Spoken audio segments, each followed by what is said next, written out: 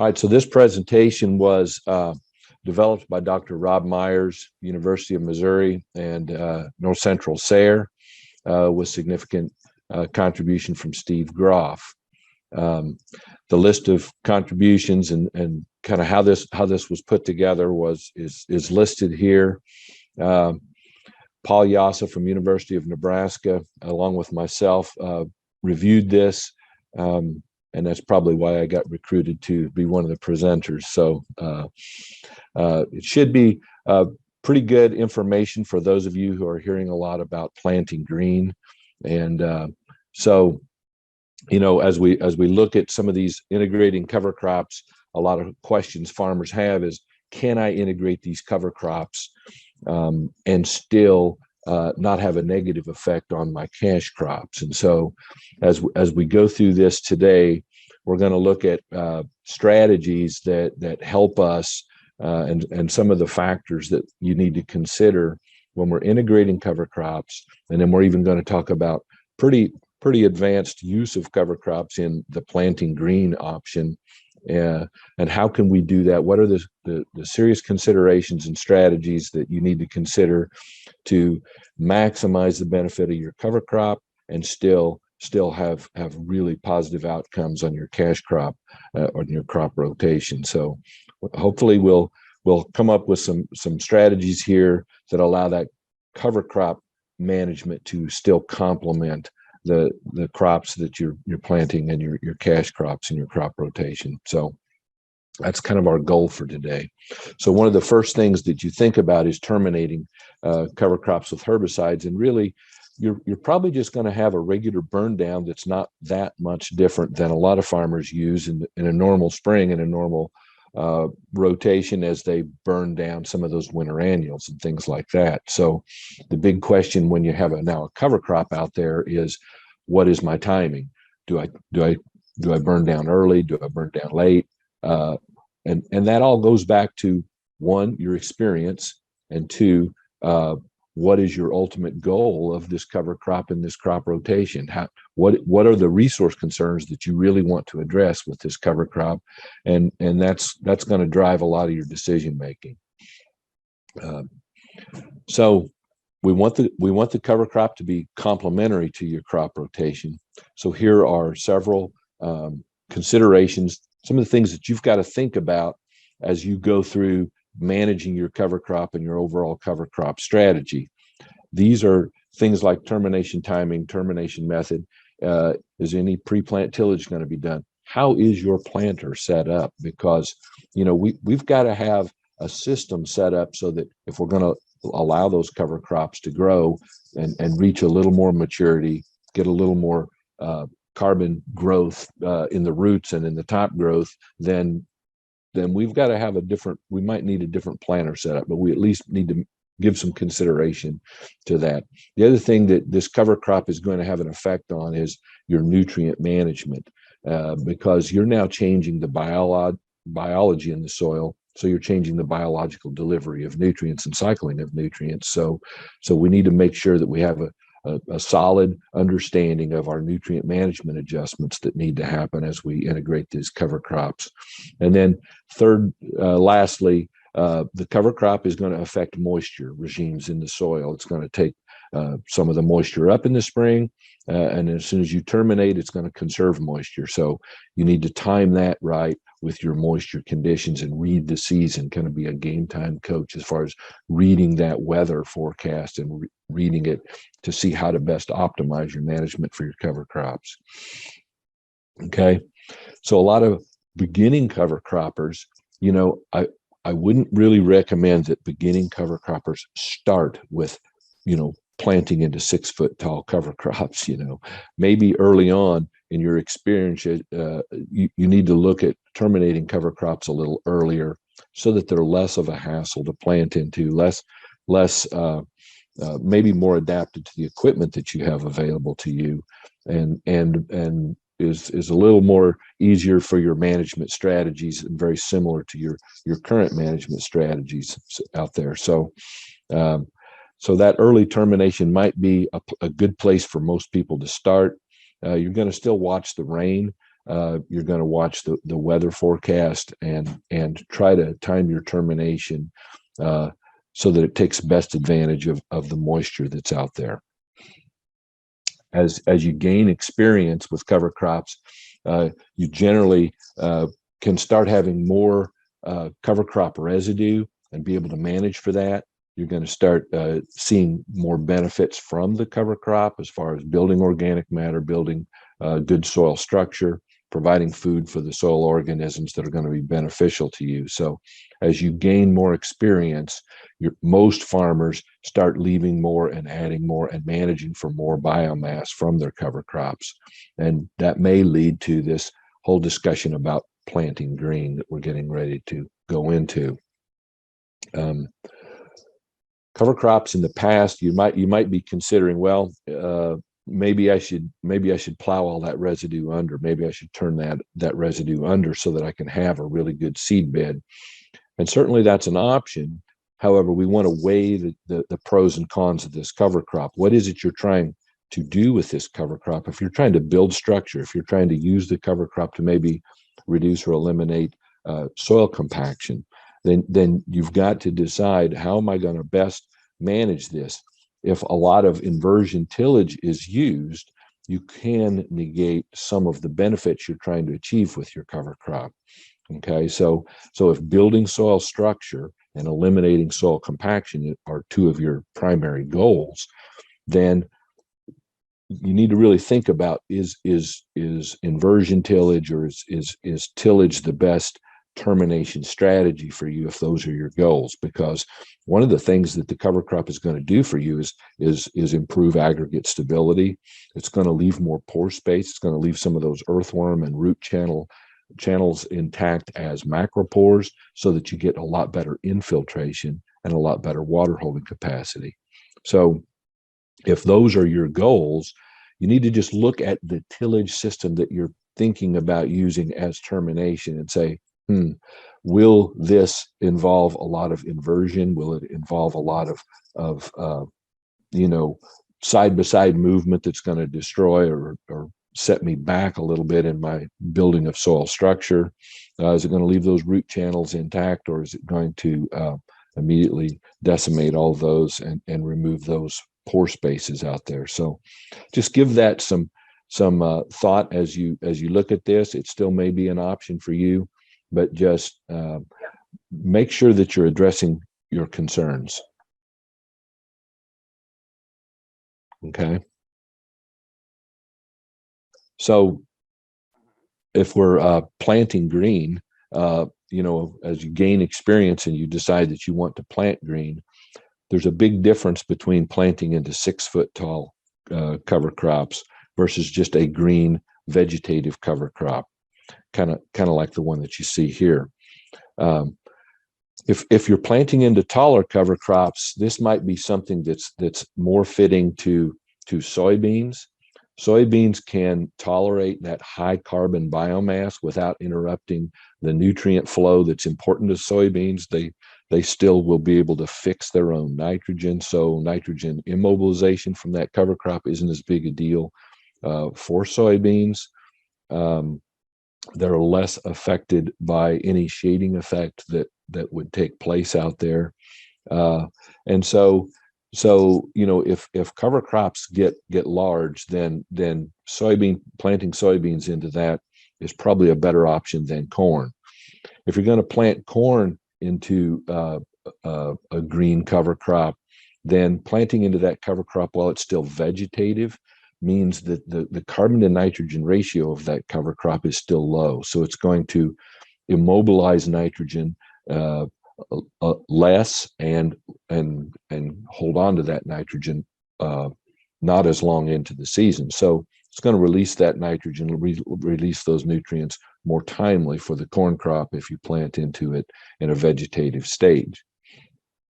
Okay, so if we get into one of those seasons where the corn, where the cover crop did get away from us, we have wet springs sometimes, and sometimes that cover crop, in a very short period of time can get pretty big.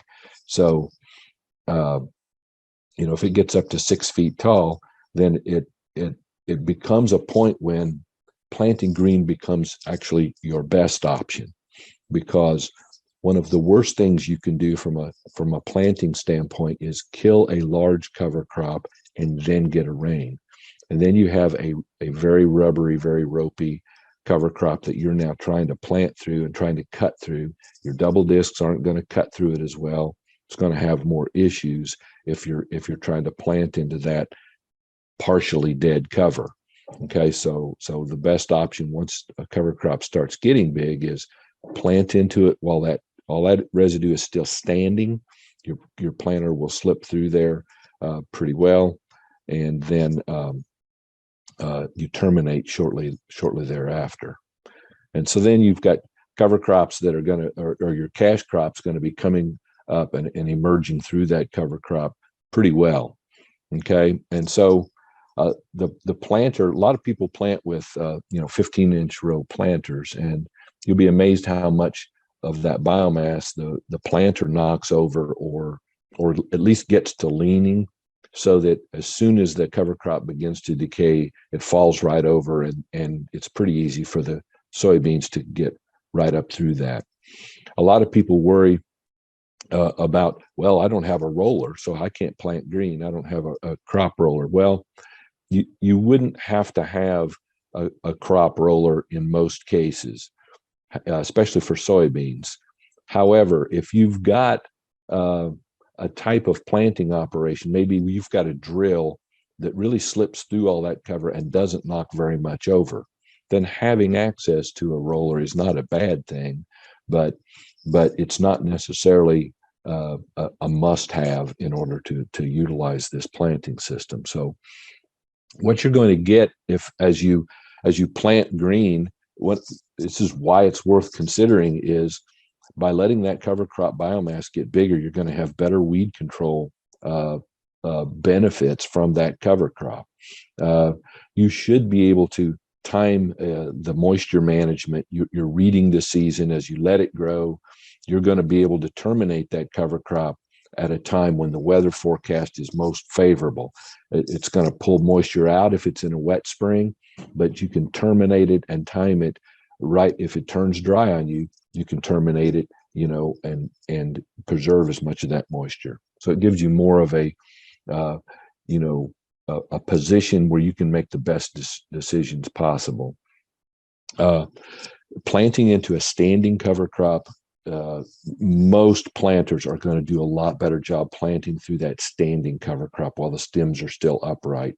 The hardest thing to plant into is that really, really tough biomass that's laying on the ground already. Now your planting operation, your double discs, and have to try to cut through all that biomass. So it's most planters or drills are going to be able to plant through that a lot better by leaving it standing. If the cover crop lives long enough to flower, it's going to benefit. It's going to be far more beneficial to a lot of the beneficial organisms like the pollinators and beneficial insects. Certainly, more biomass gives you more erosion control. The overall soil biology is enhanced because you're using photosynthesis to capture sunlight and capture CO2, transfer that to the biology in the form of foods through the root exudates. And so you're feeding more organisms longer by leaving that cover crop grow a little longer. And then, of course, what you're pulling out of the atmosphere to feed the organisms is CO2.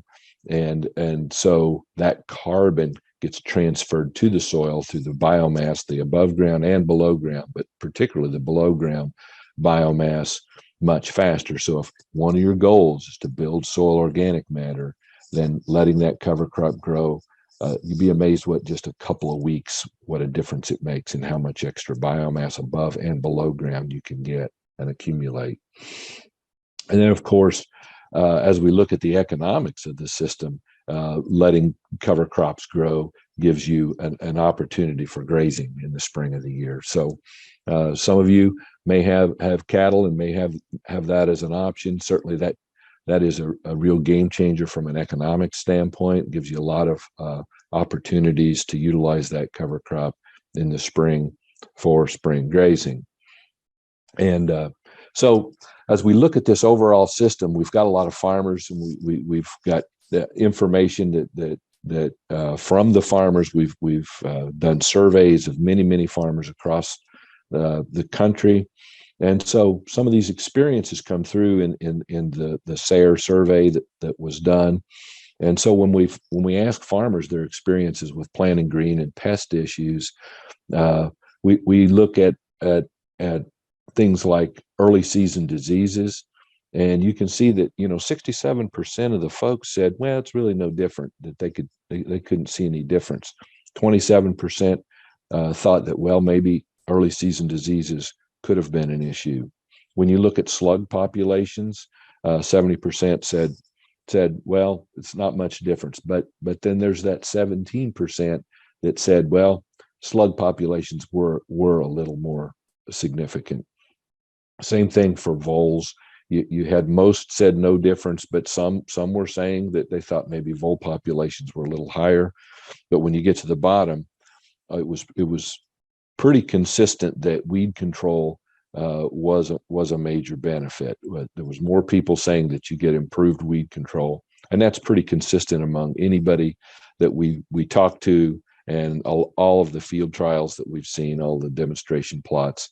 We just time and time again see plots just like this, where a lot of those herbicide resistant weeds that are out there causing us problems in our cropping systems, adding that extra competition, adding that cover crop to in some cases provide allelochemicals that hold small seeded broadleafs back, but as a minimum, that extra competition. A lot of these herbicide resistant weeds are out there. They're gluttons for sunlight, and if we rob that sunlight away by the use of the cover crop, then that's going to at least hold them back and be a tremendous complement to a well formulated herbicide system from a weed control standpoint. So if we look at just overall management, when we interview those same farmers, how does planting green affect cash crop management? Then we have a similar survey that said that 33% said it made it simpler. That seems counterintuitive. It seems like planting into that wouldn't make it simpler. However, think back to our weed control again. If it's really solving a major weed control issue, then certainly it makes management simpler. But there were several that says, well, yeah, it made it more complex, but was it worth the extra management? And a lot of them said, yeah, it was actually worth the management to get that extra biomass, get those benefits that we needed out there in that cropping system. So if we look at other options that could help the system, I mentioned it earlier before, but you really don't have to roll down the cover crop if you're planting green, especially if it's soybeans.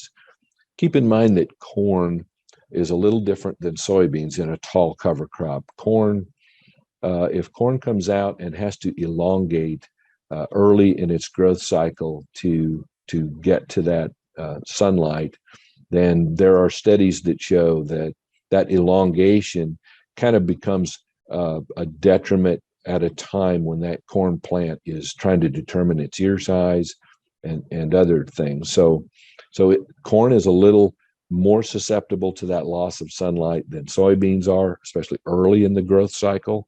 Soybeans benefit because of their, how they can continue to put on new nodes and new blooms and new pods. They benefit from that late season moisture retention during pod fill. And so they can always catch up if they are stressed a little bit early. They can catch up, and sometimes they actually set more pods and set more nodes. But if you have access to a roller, especially if you've got a planting device like a drill that just slides right through that standing cover crop without knocking very much down, then having access to a roller is not a bad thing. But if you've got a planter like you see here in the picture that has 4-inch wide gauge tires plus the other tires, by the time that planter goes through there, you can kind of see it's knocked down a very high percent of that cover crop. And so most people don't feel like they have to have a roller, but depending on the type of planter or drill that you're using, you might give that some consideration. In all this biomass, you do have to have a planting system that can close the seed slot the best as possible. And here's where the planter has a real advantage over drills, because you have so many options on closing devices and closing wheels on a planter that you don't have as much on the drill. But, you know, a lot of studies, a lot of plots have been done. And so when we're planting into this really tall cover crop, especially, having the kind of closing wheels that optimize for your soil condition is really critical. So most farmers are seeing that some kind of a spiked closing wheel gives you a benefit as you try to close through all that biomass. A lot of people try there are spikes, there are curve tines. Notice in this one, the down pressure on the spring tension is pulled all the way back. So you're dependent on a lot of downspring pressure. You can use heavier closing wheels that the weight of the closing wheel itself helps provide that tension, that weight, and you can take some of the spring tension off. Another consideration that you have to have, and this is where I was talking about, one of the worst conditions is trying to plant into a half-dead cover crop. If you try to terminate a large cover crop early and then it starts raining, you can kind of look at the color of this cover crop that's been hairpinned down into the seed slot. It becomes like rubber, and it's very, very hard to slice through and cut through. So if you have that kind of half-dead cover crop, hairpinning is certainly a much bigger option. You need to make sure you're planting deep enough. That helps cut through some of that too. And so if you plant first and then terminate, and you plant deep enough to get through all that residue, then you should be able to get that seed placed really well without having that hairpin issue. One thing that is important is probably a seed firmer as far as your planter setup, is because once you get that seed down there, you want to make sure that if it gets entangled with any part of the residue, a seed firmer can go ahead and push it to the bottom of the trench. And so most people recommend a seed firmer in this scenario on their planter. Some planters have residue movers and some do not. And there's both camps of thought out there whether you need a residue mover or not. Many people planting green into cover crops have removed these. If you have one, it is probably important that you have the type disc that is less likely to wrap. In other words, use some of these shark tooth designs that have less fingers to cause wrapping of this residue. So, and then you want to play with, it would be really good to have, the different control mechanisms of how much downforce the row movers, the residue movers have. That helps as well, so that you can really optimize that, where that's running, how deep it's running, with how much pressure. So just something to give some thought to as you're planting into this. Okay. So if you do have to plant corn into one of these taller cover crops that has maybe captured a lot of the soil availability of the nitrogen, then you need to have a management strategy in place to offset any immobilization of nitrogen that's out there. So if you're planting corn into green living covers, it's really good. We highly recommend that you have starter options on that planter. Maybe be able to put 50 to uh, uh, 50 to 60 units of nitrogen beside the row in a 2x2, or probably if it's that much, maybe more of 3 inches over and 2 inches down into that, right along the side of the row. And all you're trying to do is provide early nitrogen availability while that corn plant is coming up. It's determining its ear size, and that cover crop biomass may have some of the soil supplied nitrogen still tied up. So it's just something to think about, that if you have that available, then having starter is really good. You also may consider coming back in with a real early side dress if you don't have starter. That's a secondary option also. So planting green, weigh the soil moisture. You want to be reading the forecast and watching the forecast, and decide where your moisture is, and when should you be terminating. You want to conserve enough moisture to get your crop out of the ground and get your crop off to a good start. But in a wet year, you can use that cover crop to continue pumping some of that moisture out of the ground. So farmers that were interviewed, how planting impacted moisture, a lot of them said that planting green was similar, but more of them even said that planting green helps them manage moisture. It helps you read the season, use the cover crop to manage the moisture. Either you're getting too much or you're not getting enough. Well, then you have the option to time that.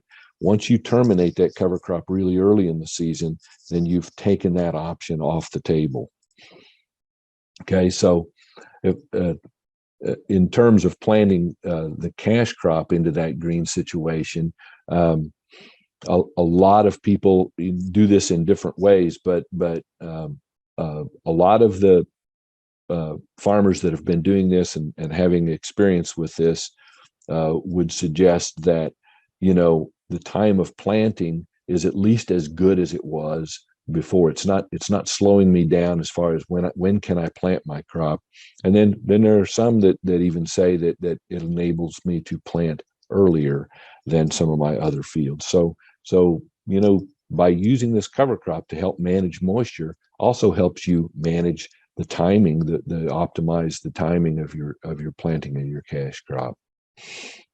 So if we look at summary of termination timing before planting, you need to adjust your termination timing to fit the spring moisture conditions, the goals for weed management, as well as overall crop growth. You need to terminate the cover crop early if your goal is simply, to get planting, and you want to avoid, if it's corn especially, if you want to avoid nitrogen being tied up, then terminating a little earlier makes the most sense. Okay. You want to definitely avoid terminating a tall cover crop just a few days before the cash crop planting. You just don't want that risk of having that wet mat to try to plant through. And then if you're planting into a cover crop, that tall cover crop is going to be better for soil health, overall building of soil carbon, and you should try no-till planting instead of pre-tilling that biomass. Okay, and to summarize the overall planting green presentation, just know your planter, know your planting device, be able to modify the planter settings, look at the coulters, look at the double disc openers, look at the closing devices. Make sure that thing is going to be set and modified to plant through all that residue. Understand your nutrient cycling will change, and especially if you're planting corn into that, have an option to get some early nitrogen out there. Monitor the soil moisture and monitor the weather. Kind of be a game time coach. You're going to read the defense and make your management adjustments on the go. You should always try to terminate very, very quickly after you've planted into that biomass, whether you crimp or whether you spray. Always scout for insects and diseases. You have provided a good habitat for living organisms. Hopefully you're providing as good a habitat for beneficials as you are for pests, but make sure you're scouting for both. Focus on getting the furrow closed. You got to have a good closing system in order to get a good crop emergence. And then, keep working at this. And if you really master the strategies out here, I think the potential benefits from this cover crop and your overall soil health is really going to be improved if we can allow more biomass, allow more time, and for the benefits of that cover crop. So that's kind of planting green in a pretty quick snapshot, but a lot of benefits to this if you're comfortable with the management strategies.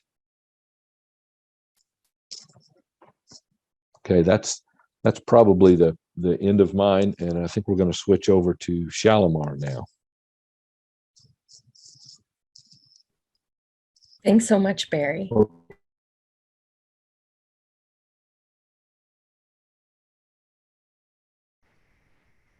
Okay, very good. Let's get this show on the road. So I'll be talking about managing nutrients and herbicides when using and adding cover crops to your system. Next slide. So this presentation, again, similar to Barry's presentation, was developed by Dr. Rob Myers. It was reviewed by myself and Dr. Matt Roark at University of Wisconsin and funded by the Walton Family Foundation. Next slide.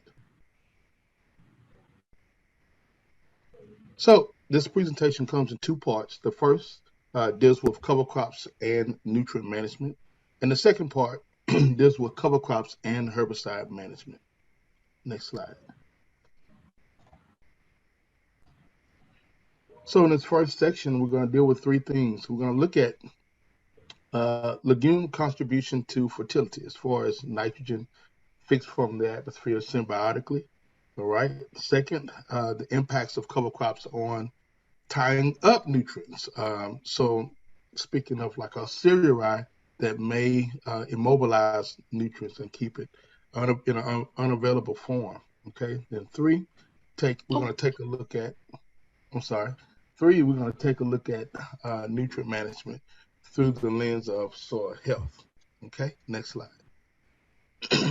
Next slide. Yeah.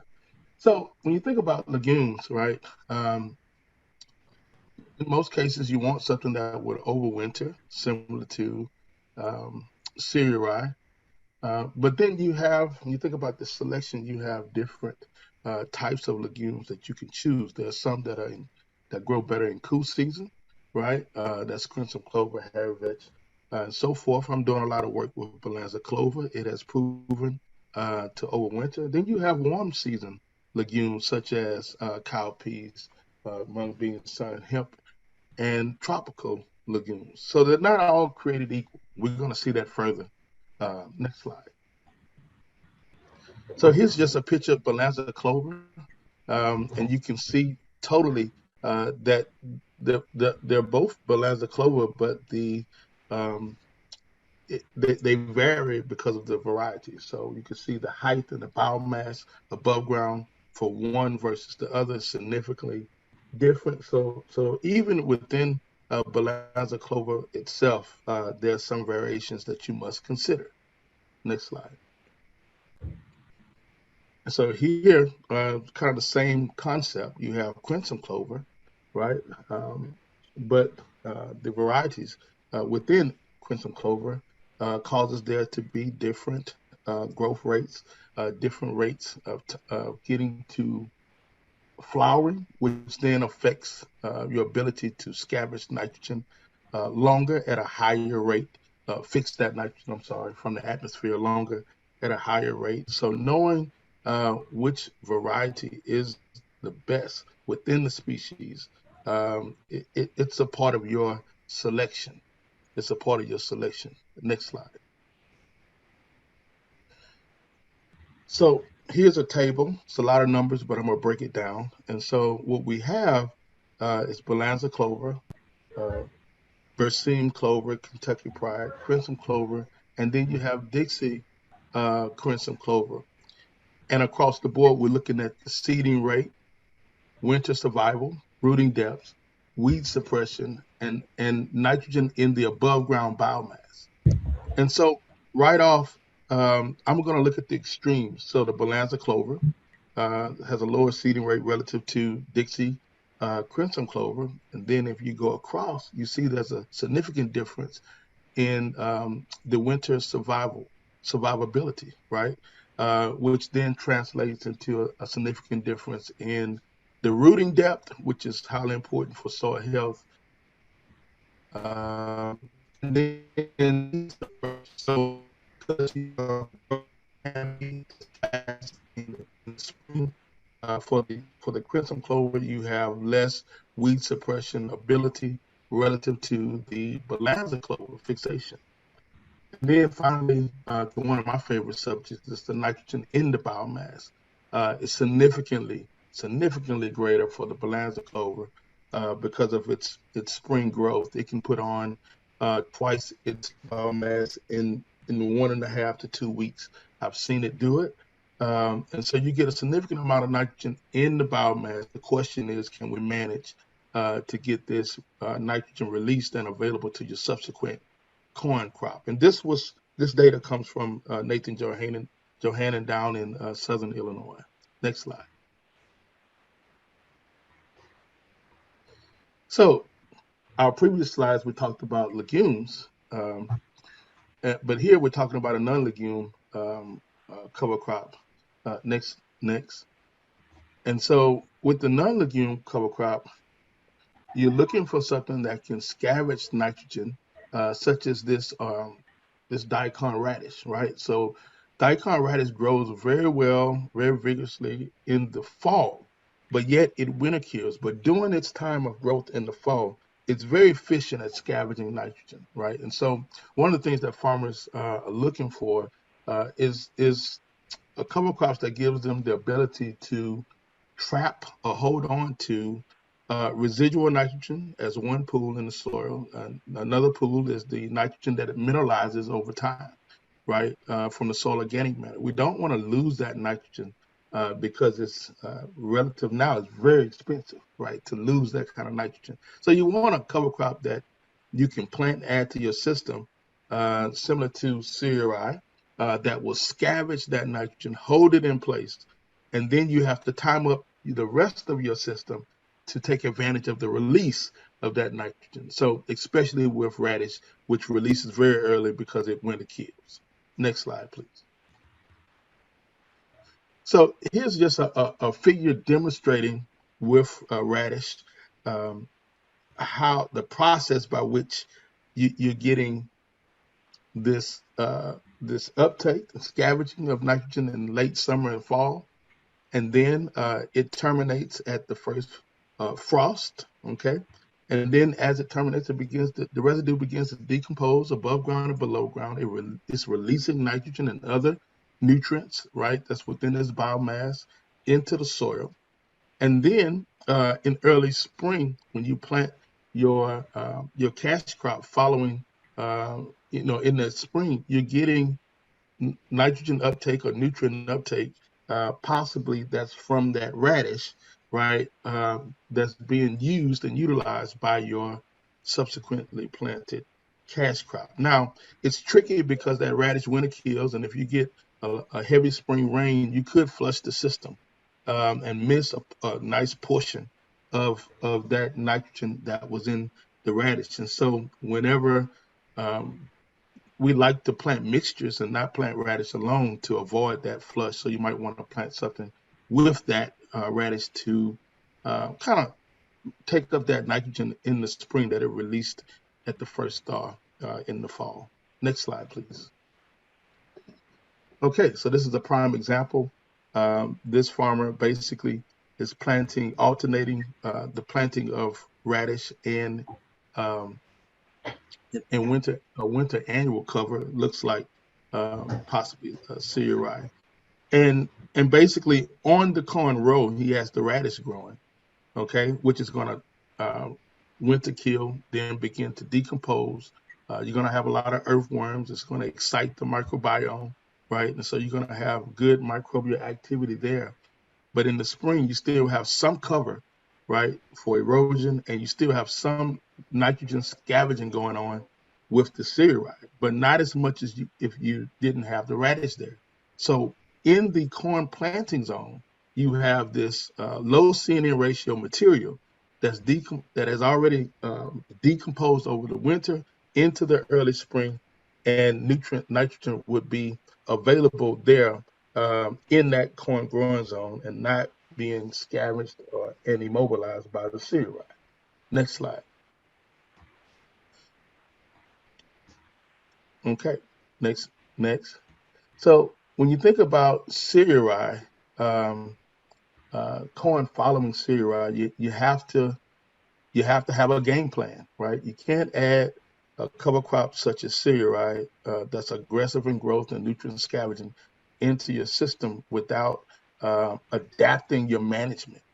Okay, if you don't, you could suffer from some yield loss because the cereal is going to do its job. It's going to scavenge nitrogen while it's growing, and then based on my research, it only gives back about 10% of what it scavenges. So if it's 40 pounds of nitrogen in the biomass above ground, it's only going to give back 4 pounds. So you cannot rely on that cereal. It's going to immobilize some nitrogen, and thus it reduces nitrogen loss.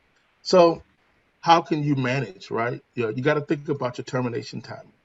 Termination timing is very important.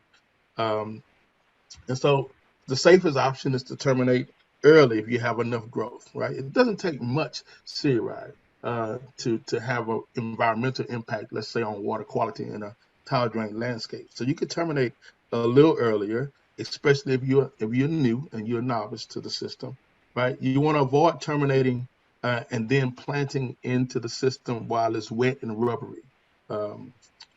That was already covered, right? And some farmers have had success in planting corn into standing. We just talked about that, planting green, right? Not a good idea for those who are just starting in the system. Not only do you adjust your termination timing, but you want to adjust your nitrogen management, okay? We found success with putting a percentage of that nitrogen pre-plant, then coming back planted 2 by 2, and then coming back again with side dress. And I've even experimented with Y drops and given the plant that corn plant some nitrogen late in the growing season with these new hybrids taking up more nitrogen later, and found competitive yields relative to the control. Next slide. Okay. So the other option, a lever that you can pull as far as adaptive management with cereal, with corn after cereal, is you can precision plant and leave that corn growing zone blank, right, with no cereal planted. And also you can reduce the seeding rate, right? How much cereal do you really need to get your soil health and also to get your environmental benefits and your carbon sequestration, right? You don't want to penalize or have a negative trade-off with your cash crop production, especially corn. Next slide. So one of the master variables that we try to get farmers and trainers to understand is the concept of carbon to nitrogen ratio. It's very important as it relates to how fast the residue breaks down and disappears. Okay, and so here's a range of C/N ratio. The threshold, according to scientists and those who write the soil scientist textbooks and so forth, is the ratio of 24 to 1. 24 carbons to 1 nitrogen. Okay, below that threshold, okay, you get rapid decomposition of the residue, right? Microbes have enough nitrogen in the residue not to go to the soil to basically steal nitrogen from the soil solution, which then takes it from your growing corn plant, right? And so below 24 to 1, there's enough nitrogen in the residue to satisfy the microbiome, the soil bugs, so that they can use the carbon for energy and also use the nitrogen, right? But then if you go above that 24 to 1 ratio, what you get is the possibility for immobilization, meaning that the residue does not have enough nitrogen within itself in order to satisfy and sustain the microbial activity as it breaks down the residue. So it's going to go, the microbes are going to go to the soil, steal nitrogen from the soil solution, thus reducing the nitrogen available to your growing corn crop. And so the later you terminate your rye, the more developed that rye is. When it goes out of vegetative stage to a reproductive stage, the more mature it is, the higher the seed to end ratio. So do consider that, especially if you're planting corn behind it. You want a lower seed end ratio. So vegetative state is the best termination. Next slide, please. All right. So how does cover crops impact the soil biology, right? And nutrient dynamics? Let's talk about it. Next slide. So one thing to consider is a fungi called mycorrhizal, okay? In certain environments, mycorrhizal, it has a symbiotic relationship with the corn plant, okay? Just like with soybeans, the rhizobium has a symbiotic relationship where it fixes nitrogen from the atmosphere, and then it also gives nitrogen to that plant, okay? But in the same manner, the mycorrhizal fungi does a similar job, okay? It basically extends the rooting system, the function of the rooting system of the plant in order to scavenge more nutrients and more water, okay? And in return, the plant gives it sugar and carbohydrates that keeps the fungi surviving. So when you have good soil health, you'll start seeing the presence of this mycorrhiza in soils with low phosphorus content that may be lower in the soil profile. The mycorrhiza extends the absorption capacity of the roots, the ability to take up that phosphorus down to lower depths, places where the roots normally won't go, and then transfer those nutrients back to the plants through the rooting system. And in return, that plant gives it a reward of sugars to grow upon. Next slide. There's also there's also the idea of the microbiome breaking down and dissolving, let's say, mineral rock phosphate in this case, and making it more available, right? It's dissolving those minerals, okay, and then allowing it to go from a rock phosphate, which will be unavailable to the plant, to a phosphate form that would be available to the plant in the soil solution. And so if you have a microbiome or microbial community that has that functionality, right, it's a benefit because you can actually use cheaper liming or phosphorus material, but yet get good availability from that material because your soil microbiome is processing that material, making the phosphorus more available. Next slide. Okay, so there's another concept that we need to think about when you're adding cover crops to your system, let's say a corn and soybean system. A good percentage of the nitrogen and the carbon, if you have a high seed-in ratio material, like a grass, or cereal, so forth, a good percentage of that nitrogen and carbon, although it may not go into the plant right away, it may go into your soil structure, right? Go into building soil organic matter. And over time, let's say greater than 7 years, 7 to 10 years, you start increasing your soil organic matter. I believe the rate in the literature is about 0.1% per year, right? And when you begin to increase your soil organic matter, you then increases your soil's ability to provide nitrogen to the soil solution, right? To release nitrogen. And so over time, as you're cover cropping consecutively, you're minimizing your tillage, you are increasing your capacity to release nitrogen from the soil organic matter that will be available to your cash crop. Next slide.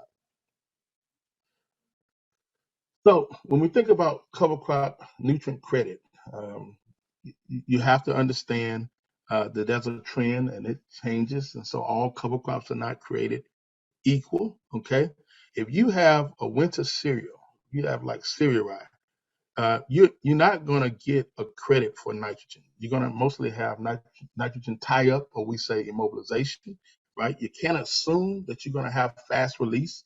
We've measured that you only have about 10%, 10 to 12% of what's in the biomass gets released and recovered in the cash crop plant by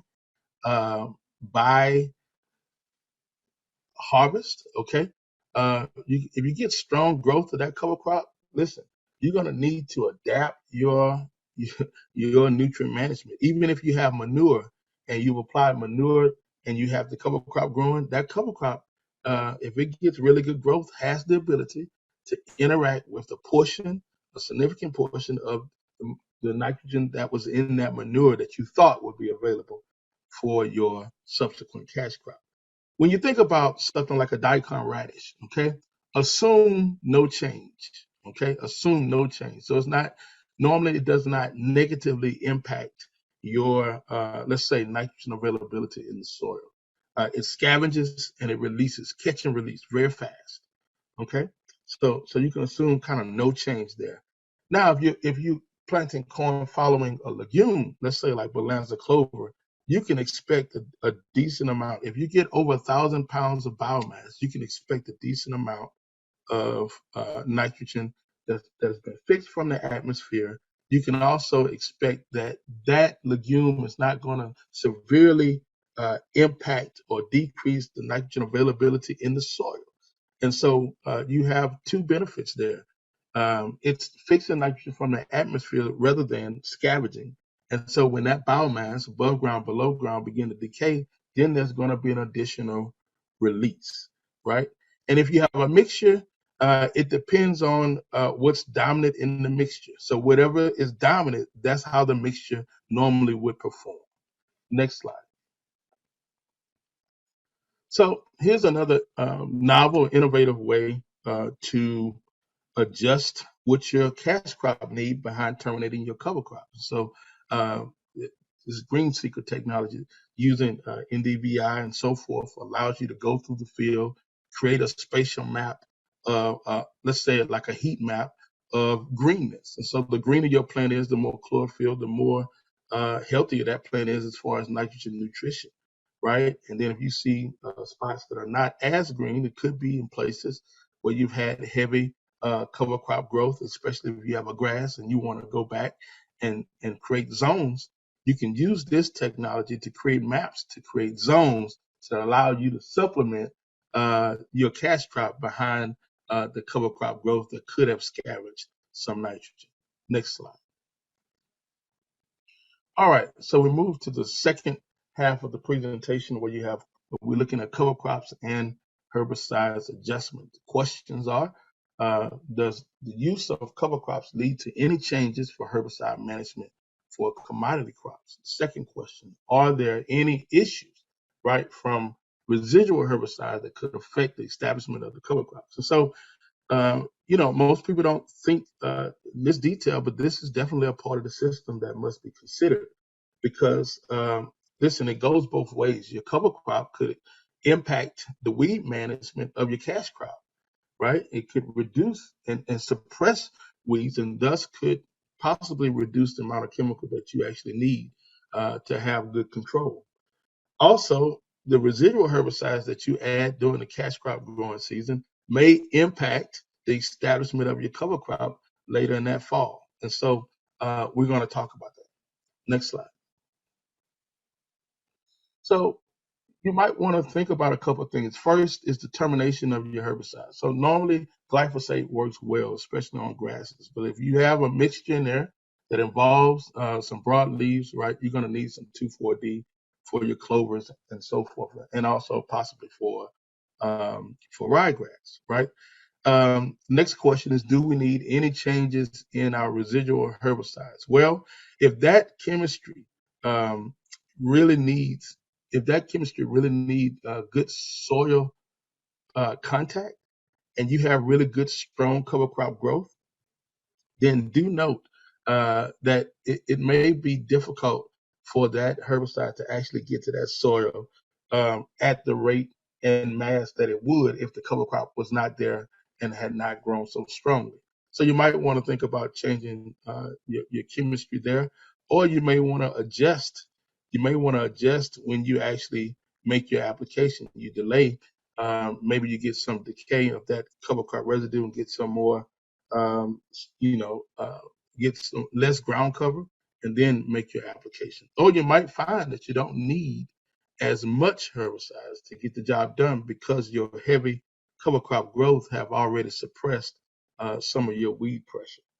Okay, what about post-emerge sprays? Okay, depending on the amount of cover crop biomass. Again, how much growth did you get? You might not need as much, right, post-emerge as you did if the cover crop had not grown so strong. Next slide. So here's a photo just kind of showing qualitative impact of on your left. You have soybeans following cereal rye, and you don't see mare's tail as much as you do on the right, where you have same soybeans but no cereal rye growth. And so this is a case where you got good, strong.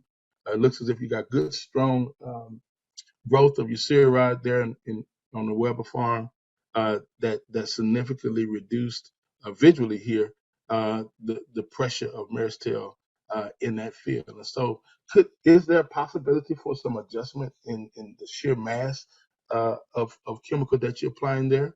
Possibly. Next slide.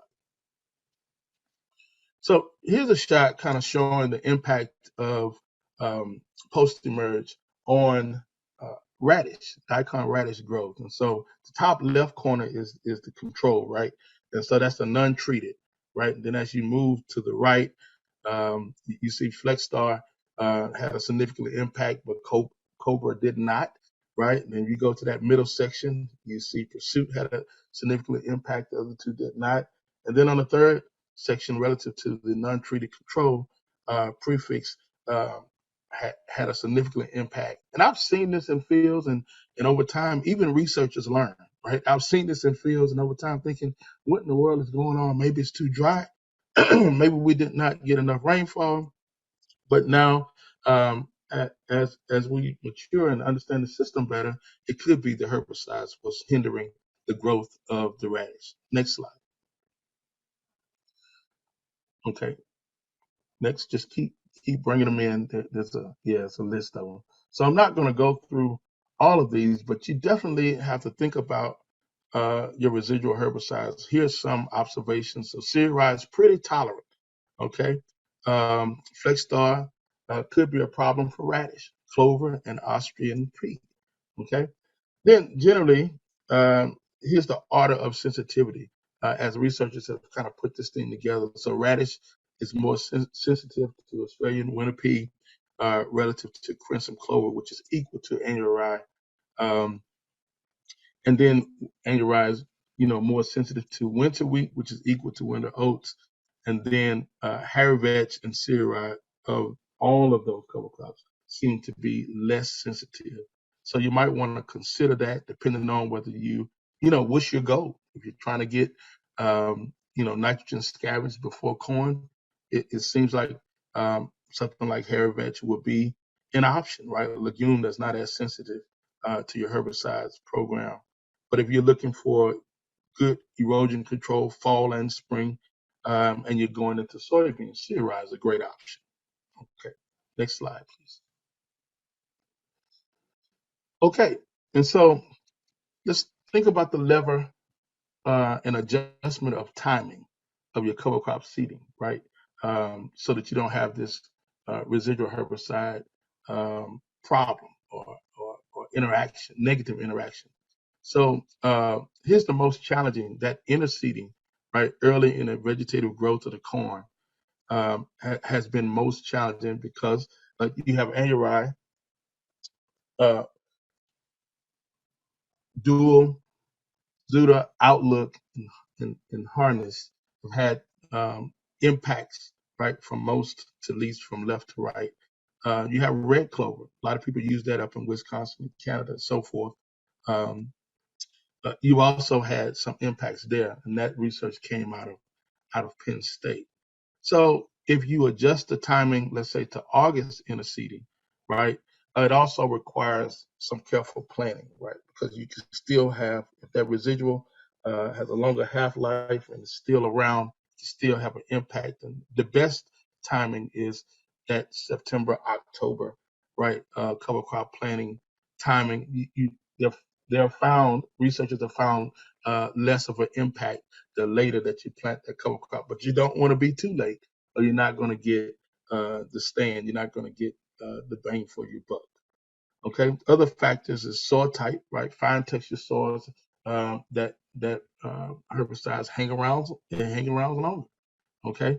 Drier conditions prolongs the life of the residual herbicides. And if you want to just test this, right, we just came back from the Conservation Tillage and Technology conference, and one of the main things was do your own research, right? You want to test this, grab you some seeds, right, of different cover crops that are common to your area or your farm, right? And you know you have your residual applied, throw them out there, water them in, and then see what's the impact. And that way you're doing your own test on your own soil type. You got a good idea of how to make the correct and appropriate adjustments to get good cover crop growth, to reap all of those benefits. Next slide, please. And so this is my last slide. There's no summarizing along the way. So cover crops, protecting and improving the soil. But note that you have to consider the variety, right, within the species. If you're looking at a legume, you got to consider the variety. They are not all created equal. If you're going into corn, you want something that's going to fix nitrogen and add to the nitrogen pool rather than to scavenge possibly, and then only give back a smaller percentage because that corn needs that nitrogen. If you go into soybean, it fixes its own nitrogen. You can afford to have something like a cereal rye that's growing that has a high CNA ratio that gives back nitrogen slowly because the soybean can fix its own nitrogen. Okay. Ultimately, it's a systems approach, even when it comes to your herbicides. So when you think about nutrients, you think about your herbicides, sit down and detail it out. It's a systems approach, and you got to do your own research to figure out what works on your farm. Thank you.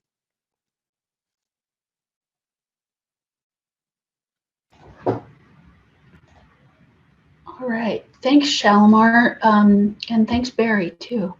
I saw we had a few questions and comments coming in through the chat. I don't know that all those have been answered since I was clicking through the slides. Let's see, Nicole, have you kept an eye on those? So we have two questions last I saw in the chat. They've been kind of discussed, and Barry helped answer some questions, and that was very helpful. But maybe we can get more information from Shalamar on his research of precision cover crop planting, or maybe just so we can have more information on planting corn green. Yeah, so one of the things that we're doing is really researching the possibility of precision planting cover crops. And so people think that that's really fancy, but if you have a drill, you have some duct tape, right? You could do it, right? So you go out and you stop up the ground units on your drill to have a configuration where you have cover crops growing between what we call a skip row, where your corn would be growing in the spring. And so imagine you stop up the drill to get strips of cereal rye or bonanza clover or crescent clover growing, okay? And then you have bare strips where your corn will be growing. And so what we think is that, especially if you want to try planting green, it may be, it could possibly be gives you more options in the spring. Let's say you have crimson clover and it didn't wake up as fast. It was a slow warm up. and it's planting time, and you don't have as much growth as you know you need to get that credit, right? You could possibly use your RTK guidance, go ahead and plant in that open strip that you plan for your corn growing zone, and then allow your clover to continue to grow. Monitor that, come back, and then terminate, right? In the sense of cereal rye, trying to go corn after cereal rye, you could be number one, reducing your interaction of the cereal rye residue, right, and the nitrogen scavenging and immobilization where the corn seed will be planted. We've seen in some preliminary data from about 7 sites over 2 years, we've seen only equal and greater yield relative to the non-cover crop control, and always greater yield relative to the cereal rye that was full width drilled and not precision planted. So we see um, some very positive trends. And this, whenever you do the precision planting, right, we're using about 30 to 50% less seed. So that's another benefit that you could reap if you can make that system work. Yeah, I want to commend Shalamar on that research, because that's some of the data that we really needed, is a way to quantify the benefits of precision planting cover crops and complementing, and you couple that with the precision nutrient management also, Shalamar, that Yes, you're yes, putting with this system. The combination of the two, I think we've got real potential here.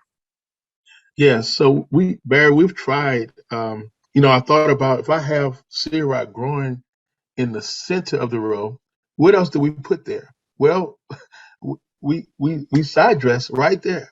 And so, I was thinking, I don't want to put my nitrogen where the cereal rye is. And Exactly. so we were thinking, we had one experiment. We have yet um, parse out the data, but we had different nitrogen applications at side dress. One down the center where the cereal rye was growing, and then one that's putting the nitrogen at the kind of at the base of the plant, away from where that cereal rye was growing. And so I'm looking forward to my graduate student working on that data to see if we saw an impact on yield. But you're trying to kind of play keep away. That cereal rye is definitely aggressive, and you want to not put your nitrogen resource where you know the carbon is. See, the carbon is the key, because the carbon generates excitement in the microbiome, which then, if it has a high acidic ratio, it's not enough nitrogen in that biomass, so it's going to go to that side dress nitrogen, right, and begin to use a portion of that in your plant. Like, what's going on? I know that nitrogen was for me, but it's not there, right? Well, even though you've terminated that cereal rye, you put down 300 pounds of carbon. And so you get that carbon and nitrogen interaction, and boom, you're losing a portion of what you put down, and you're wondering why you didn't get the yield. Well, we got to make it an even playing ground. We got to do something, adapt the management, like we've been talking about. Yeah, I've been finding similar things in my master's research. Right after we terminate cover crops and then side dress in our corn, we see a huge explosion of nitrous oxide emissions, and then people are wondering where their nitrogen is going. So we had another question on how far north crimson versus balanza clover can overwinter consistently. Where they're asking northern Illinois, southern Wisconsin, how far north do you think that these two species could, or varieties could, overwinter consistently? That's a great question. My experience. So Central Illinois so far has been as far north that I've experimented myself. Um, I've also heard my colleagues from Midwest Cover Crop Council in at Michigan State said that they had trouble getting good growth. Now, I don't know exactly the variety that they were using, but I have not seen it not over winter. I've seen it over winter every time, but I haven't been as north. And that's something that we are working on to try to get, a spread across hardiness zones to kind of look at the full potential across the Midwest of Balanza clover. And that's the far as I can go because I just have no data on it. Well, thank you very that far north. Yeah. I just checked out our selector tool, and in Wisconsin, they say crimson clover seldom overwinters. So that's kind of my go-to. That's what our experts in Wisconsin are saying. Yeah, that's a good go-to. Mhm. I think we have one more question. Sorry, I'm just trying to read through because there's been a little bit of discussion on it in the chat. So when is the 40 to 60 of N credit from clover available? When was that clover terminated? What percentage of the N from the foliage, the roots? And then we're having some discussion on that in the chat. I don't know if either Barry or Shalamar could say anything or comment anything further from what's going on in the chat. You want to go first, Barry? Yeah, just in general, think of that cover crop like you would think of feed, or hay, alfalfa hay. If you're terminating that cover crop at more like bud stage, there might be less total nitrogen, but there may be more nitrogen that gets released earlier. You've just got a lower C to N to that cover crop, just like you would if it was bud stage alfalfa. You have higher protein versus when it gets into absolute full bloom. So it's kind of like that, but generally speaking, that cover crop, you may never get all of that nitrogen in that current growing year from that cover crop. Some of it's going to be assimilated into other growing organisms. So you're never going to get all of it, but being on the bud side, that's kind of that pinnacle of where you're starting to maximize your nitrogen content, but you're not overdoing the carbon to nitrogen to immobilize that nitrogen. That would be my general rule of thumb, Shalamar. I don't know about you on what your data is showing. I agree, and I'm gonna take a data approach. So we've done some litter bag studies to kind of track the decomp of different cover crop species, and despite the species, whenever you have the peak in soil temperature, you have peak in residue breakdown.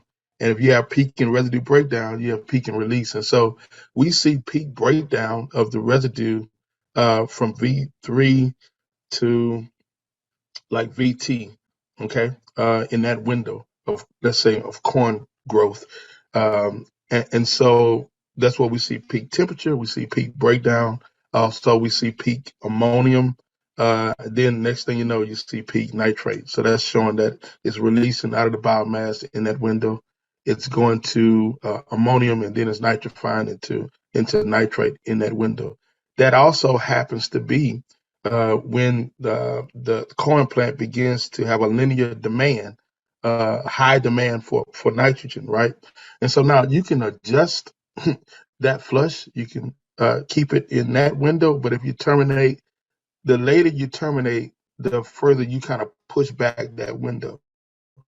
Um, and so, and the higher the C/N ratio when you terminate, the further you push back that window. So it's possible in certain environments that you could terminate at a point that will cause, and if it turns off dry, right, your decomp is going to slow down. And so a significant portion of what you thought was going to flush out kind of stays in. Now, if you look at this picture behind me, that's Balanza clover at the day we harvested down in southern Indiana, and you can see it's covering the soil surface. That's a lot of biomass that have yet to decompose.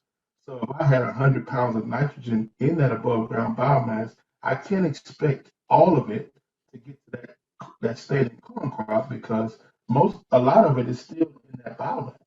A good portion of it is still in that biomass, and so we have to be considerate. I would say the when question is a big question. And I always like to go towards when the soil is the hottest, the warmest. That's when you get peak breakdown, because that's when the microbiome is most excited.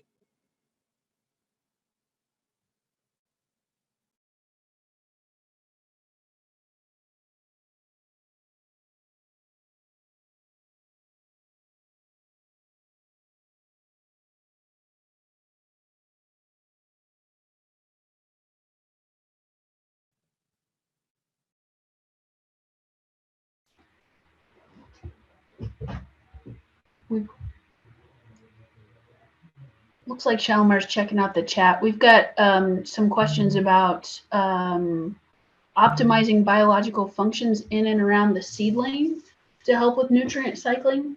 So there's a lot wrapped up in that question about some different practices. I'll stall for Shalamar for a second here so he can read the full question here. But we've got mycorrhizal inoculant for seed treatment, some pop-up starter. Yeah, with that last question, I agree. You wanna allow the biology to help you. That's why you're planting the cover crop, right? And so you have what I call, you have the brakes on nitrogen cycling, and that's CRI or anything with a high seeding ratio. And then you can press the gas and kind of speed that cycle, right? Especially when it gets into optimum temperature and moisture. And so if you have anything with a lower seeding ratio, like a clover, so we had 3,000 pounds per acre of Balanza clover that had a seeding ratio of 12 to 15. So you're talking about material that's nitrogen rich and at peak soil temperature and good field capacity moisture conditions, you're going to get a decent flush. And that year we saw it because when we added zero nitrogen to the system, we still got 150 bushels for the Balanza clover relative to which were 50 bushels higher than CRI and the control, right? And it's because we got that flush, right? So I don't promote just adding more nitrogen to the system. I promote being very precise of when you add the same rate of nitrogen to the system. So like in one of the slides, we talked about maybe a pre-plant, and then you come back, you need some at starter, right? Even if you have a legume with high nitrogen in it, you still might need starter because it might be cold and wet. Any environment that suppresses mineralization, you need starter to jumpstart that system, right? Then you can come back again as side dress. Now, we're doing 3 applications, but we're not saying add more nitrogen. We're just saying distribute it at key times based on the physiology of the plant and what you know about your system, right? And so I hope that answers. Yeah, we're not saying add more nitrogen. Barry, you want to come on top of that? No, that's just good strategic management of nitrogen delivery. And yes, you're reading the biology. You have to understand that this cover crop is going to change the biological delivery, and now you're going to try to complement that. But it's always a good strategy to spoon feed the nitrogen. Right. And we looked at starter rates while keeping the total rate the same. And, we saw varying different results based on the type of year. In a year where we have good soil moisture, average rainfall at planting, at least 50 pounds did great relative to other treatments of other levels, right? It was always significantly greater than zero starter, especially when you had CRI. That very next year, at 3 sites, we had significant rainfall at planting, early spring, and it kind of dried out later towards side dress. So then side dress nitrogen became more important because the nitrogen that we put down at the higher rates at starter flushed out of the system because of all of that rainfall. So the plots, the treatments that had lower starter and higher side dress yielded higher because Mother Nature made it so. It mitigated the impact of the starter by flushing it out of the system because of the rainfall. And so if you saved that nitrogen and put more down at side dress, then you had a better advantage with a higher side dress rate, which resulted in a lower starter rate because we kept the rate the same, right? So these are things that happen. It's not there's no silver bullet. There's no silver bullet.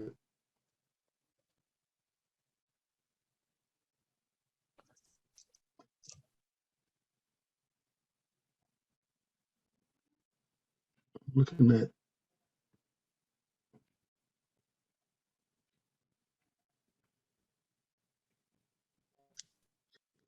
Yeah, there's a thought about a comment about seed treatment for mycorrhizal inoculation.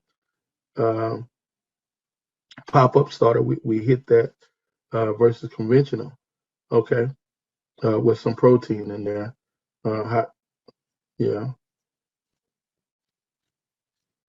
foliage. So I haven't experimented with either of those. I don't know, Barrett, if you have with inoculation. I haven't experimented with that. Definitely experiment with pop-up and adding sulfur and so forth versus conventional. Yeah, definitely having a little bit of sulfur, whether it's ammonium thiazole or whatever, with your starter nitrogen is a positive in this scenario. Just because so much of our corn belt, we're not getting as much sulfur from the atmosphere as we once did. That bottom line, you're trying to make protein early, and sulfur is a key building block of protein. So most producers are seeing a benefit from adding some thiazole to that starter compound. Yeah, and I would say that I haven't researched these things, but I would say in soils that you would consider having low organic matter and poor soil health, these these ideas of treatment and management probably would be more impactful there relative to if you were in a prairie soil, flat and black, with 3.4% organic matter. What would you say, Barry? I would agree with that. Yeah, because the soil is just going to provide, organic matter has sulfur in it, so organic matter is going to provide some of that sulfur in those high organic soils, and so yes, same way with the mycorrhiza. I mean, I don't know that the organic soils provide more mycorrhizal. That almost depends on the past management. Bottom line, mycorrhiza does not like lots of disturbance, and so if you're going to inoculate with any of these biologicals, you're essentially saying to yourself they aren't existing in their current habitat. So if you're going to be adding these, make sure you're adding the habitat for those living organisms if you're going to get the full benefit of them. That's what I always tell people anyway. So, but yeah, a soil that has a pretty, a history of lots of disturbance and maybe low organic matter might be a greater candidate for benefit from these biologicals if you're willing to provide the habitat for those biological organisms at the same time. And that's what cover crops and no-till does. So anyway, that's there's still a lot of work to be done on those in the future, and I look forward to it. I think there's potential, but I think we've really got to get some quantifiable data and results in these total systems that we're talking about these days. Yeah. So Barry, I will take Tom Casper's comment, and then if you take Matt Lawrence comment, then which is on planting green. So Tom asked, what do we think about subsurface banding the nitrogen in the corn planting or growing zone, either prior to in early spring, prior to or right after termination of a rye cover crop. Now, I did read some literature from farmers of Iowa, right, where they did an early nitrogen application. They put it all up front. And in that particular year, with average rainfall, it worked out. They were able to supplement for early for what, so they probably got faster mineralization because with that cover crop, if we got good growth, let's just assume 1,200 pounds per acre of C-rod biomass above ground only is 300 pounds per acre of carbon. So, and if you come in and you add your full nitrogen application early, it's risky. But if you come in and do that, you've just changed the whole C/N ratio of the system and lowered that C/N ratio. So that means that your whole system will operate differently relative to if you would save that nitrogen and put it down in side dress. So you get some early action, some early mineralization, probably faster breakdown of the residue once you terminate. And your corn would appreciate that if and only if the nitrogen is still there. If you get heavy spring rain, you could flush a significant portion of that nitrogen out of the system, especially in a tile drain landscape. Barry, your thoughts? Yeah, I'd agree with all of that. Everything that you said there. It's conceptually, I get where he's going, and I think probably right. But you do, anytime you put a significant amount of nitrogen down pre-plant, then there is that additional risk, and that's where you are latitude wise makes a big difference too. Yeah. So yeah. The question about going back to planting corn green and crimping a mix with clovers and with legumes and with cereal rye came in. Just keep this in mind. Now you should be able to crimp it, but just know this about corn physiology. Okay, when corn comes up, we've just got a lot of evidence that shows that if corn comes up and sees green, there is actually an ability for it to read light reflection. And if it sees that green reflection off of green material around it, it tends to start elongating, and it elongates between internodes at the expense of building that, setting that yield, determining its yield and things. And it doesn't always just come back out of that as soon as you do kill it. So there is a risk. You got to read, what are your ultimate goals here for your system? Is that extra habitat and that extra biomass going to give you so much better late moisture and late nitrogen that maybe you can offset this? But just know that corn coming out of the ground and seeing green can be very detrimental to yield potential, and just kind of read that the best you can. There's not an exact answer here, but once corn sets a smaller ear, it doesn't fix itself like soybeans does. That's the ear size that you're dealing with. Now, it can fill out that ear a lot better if it has moisture and late season resources, if that's your benefit. And sometimes, you can recapture yield from that standpoint, but the yield potential is at risk when it comes out and sees green. I totally agree, and I actually have some evidence. We had about 5,000 pounds per acre of balanza clover. Excuse me.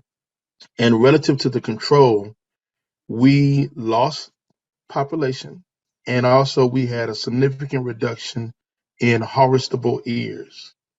So we lost population. Then the plants that did mature all the way, we had fewer of those, so we had fewer cobs to harvest. And so we are right now planning on how do we make that environment, deal with that high residue environment, and make it conducive for good early plant growth, because like Barry says, the plant makes up its mind early based on that environment. And so you have all this nitrogen, and I'm looking at your mixture. You got vetch, you got balanza, right? You got all this nitrogen in your biomass, but then your plant is not even healthy enough to use it, that you may get the optimum or greater yield. And so that early planting environment is critical. That's one of the reasons why we start looking at precision planted corn, precision planted cover crops, followed by precision planted corn, right? So because we want to try to maintain the optimum growing environment, that we may balance and get the ecosystem services of the soil health and the nutrient loss reduction, but you want to be competitive with your yield from your cash crop at the same time. So this is the game that we're playing. Like Barry said, there's no I don't think anyone right now has like a straightforward answer. We have experiences that we can share, but there are no straightforward answers just yet. It's coming.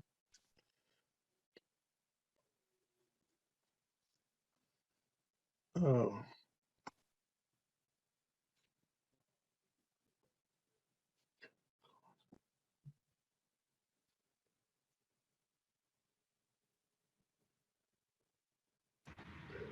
Yeah, and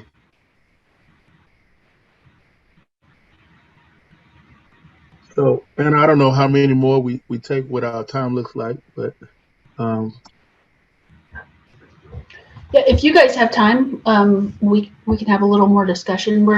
Looks like we're got some questions about references for the Seeing Green, and I think we also had an earlier question about some more in-depth resources on planting green and into tall cover crops. So if you guys have any of those to share, we can send those out via listserv or on social media if you need a minute to find those. Other than that, I think we've about got the questions wrapped up. As far as references, almost every corn specialist across the Corn Belt, and of course, I'm the most familiar. I've known Bob Nielsen for the longest time, and just lots and lots of data across the corn specialists that have show evidence of that seeing green. And so it's actually, I think this is correct. It sees the far red light spectrum, and that triggers in it kind of enzymes that cause the elongation of the corn plant. Now, that's totally based on memory. I'll have to look for that exact reference, but Bob has just reams of data over the years that talks about how important early weed control is based on that, and good healthy emergence, and what part that plays in overall corn yield. So Barry, do you want to comment on gypsum? Gypsum, right? Have you had any experience with that over the years? I have. Gypsum has, just look at the chemistry of gypsum, and you'll decide whether at least the chemistry of the gypsum offers you sulfur benefits, calcium benefits, those kinds of things. So beyond the chemistry, though, the soil structure benefits that sometimes gypsum has been found, especially on low organic matter soils with high clay content, where we have a high potential for surface sealing. We know that air and water exchange in the surface is good for soil health, for crop health, everything else. If that gypsum helps provide a flocculation to the surface clay materials that allows infiltration, the ARS station there at West Lafayette has evidence that shows that gypsum can improve infiltration and at the surface in certain soils. And I think it's all about reading the soil to see when the absolute benefit from that will, you'll provide a cost benefit from sulfur from a soil structure standpoint. And then beyond that, you look at it, okay, will the chemistry benefits of this help your chemistry of your soil? And maybe it will, maybe it won't, but it's not a one size fits all. You need to know your system, know your soil condition before your expectations of utilizing and spending money on gypsum will reap the best benefits. I agree.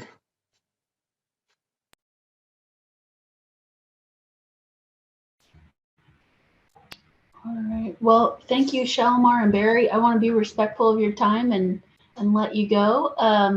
Thanks everybody for being on. Great discussion today, and we hope we see you next week. All right. Thank you for inviting us. Thanks, everybody.